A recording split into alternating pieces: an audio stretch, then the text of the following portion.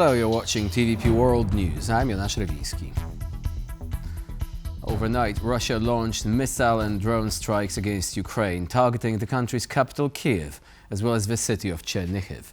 In Kyiv alone, 3 people were killed and 40 wounded, according to reports from the Ukrainian police. Citizens of Kyiv took shelter underground as the Russian barrage continued throughout the night.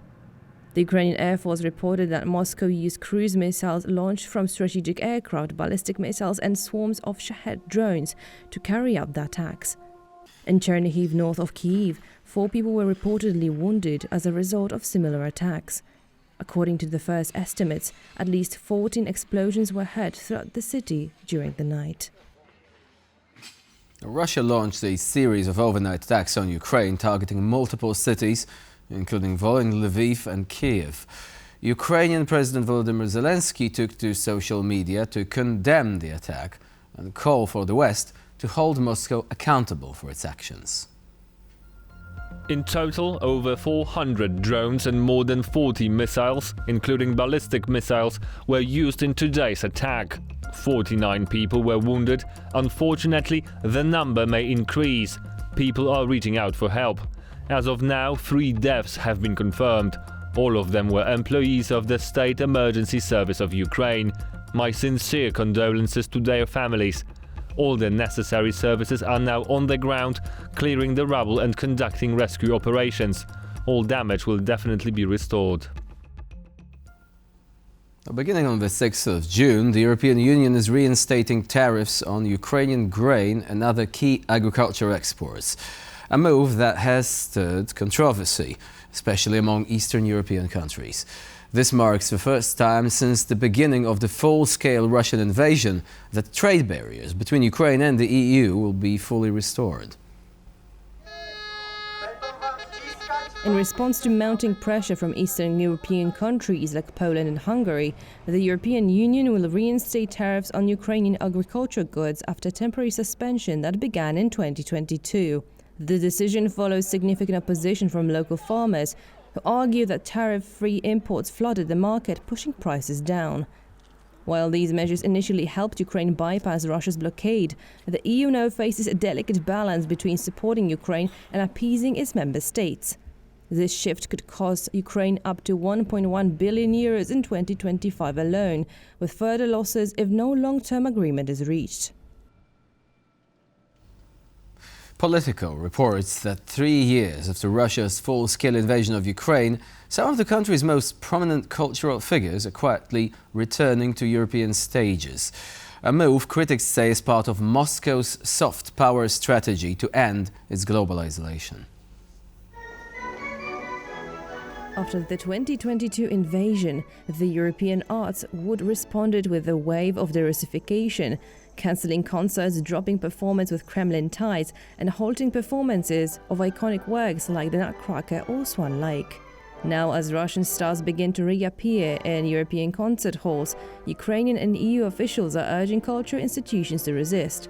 Ukraine's culture minister warned that welcoming Russian performance could open the door to disinformation and aggression, calling it very risky. European Culture Commissioner echoed the concern, saying stages should not host those who support the war. The rector of the University of Novi Sad, Dejan Mladic, has strongly condemned a violent attack on students in a Belgrade dormitory, calling it a shameful and unacceptable act against young people who simply wanted to study.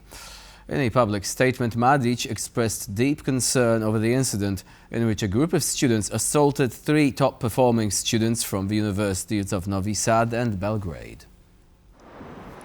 The rector called on all members of the University of Novi Sad, as well as citizens across Serbia, to stand firmly against all forms of violence and any attempt to suppress freedom of thought and expression. Novi Sad, a city of more than 90,000 inhabitants in northern Serbia, is home to several universities whose students have staged blockades since November, following the deadly awning collapse at Novi Sad train station, which killed 16 in total.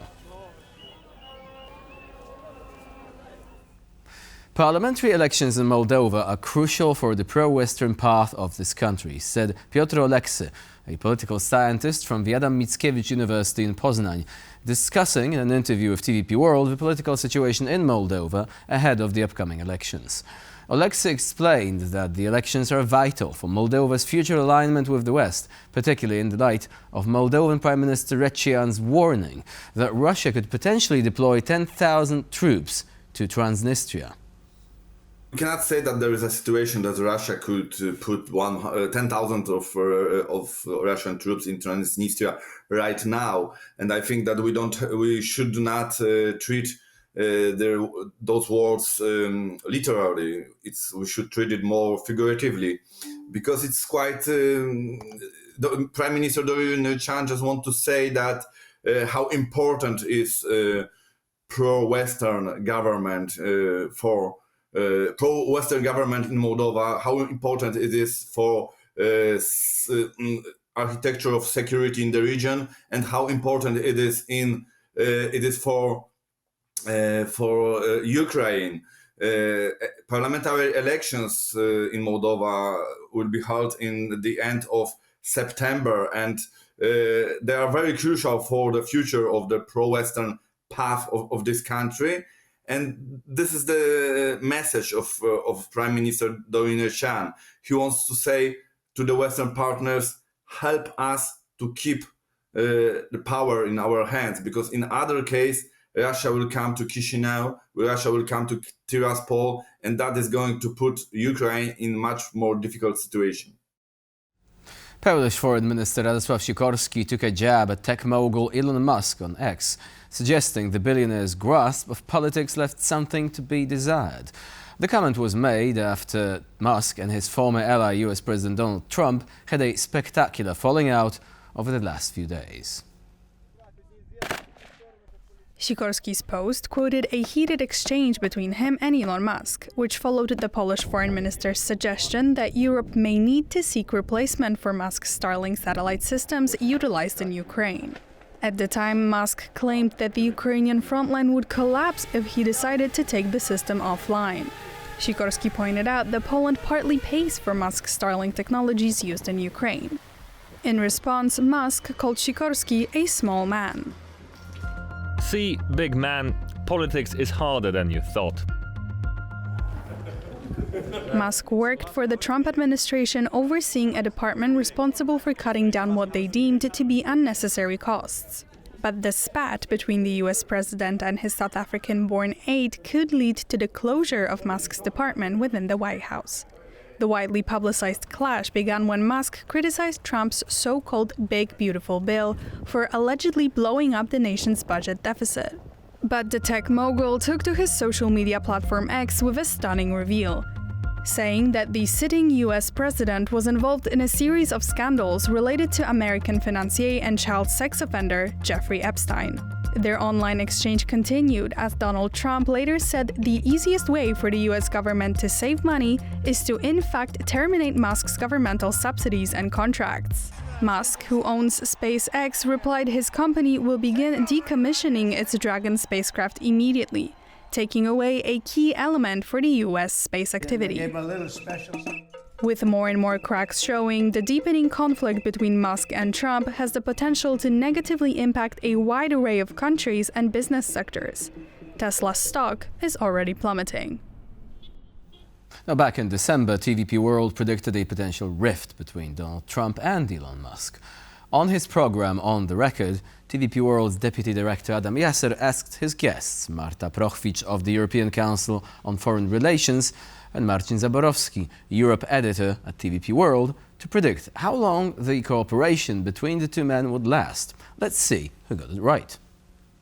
Trump famously falls out with all of his close advisors, and he did it on a number of occasions with his vice president, with his secretary of state, with his chief of staff. But this time he's much more careful choosing these people. Because Elon means money, of course, that's one thing. But Elon is also he's growing too big for Donald Trump's liking. So I'm seeing here the end of this bromance. Bromance. So 3 months, 6 months? I would say 3 months max. 3 months. I'll give it 6 months. 6 months. But I do agree with that assessment. I mean, the US has also had a history of presidents cozying up to big entrepreneurs, businessmen, and historically that has usually collapsed over time due to differing interests growing. And Jeff Bezos, for example, is already cozying up to Donald Trump, and Donald Trump is very well known for changing the staff that surrounds him. So.